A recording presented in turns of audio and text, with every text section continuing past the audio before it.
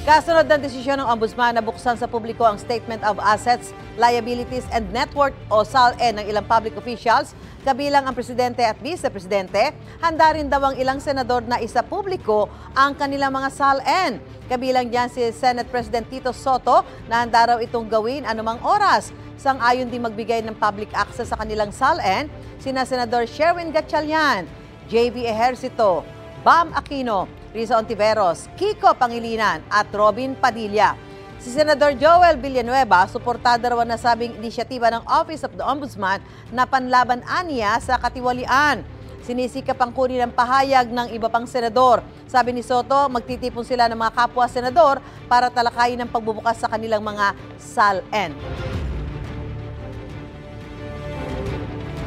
Sa isang radio interview naman, sinabi ni House Speaker Faustino D. III na sisilipin ng Kamara ang kanilang mga alituntunin kaugnay sa paglabas ng SALN ng mga kongresista. Para magsilbing ehemplo, handa raw mismo si D na isa publiko ang kanyang SALN. Hiningan din ng GMA Integrated News ng pahayag ang Korte Suprema pero wala pa silang tugon.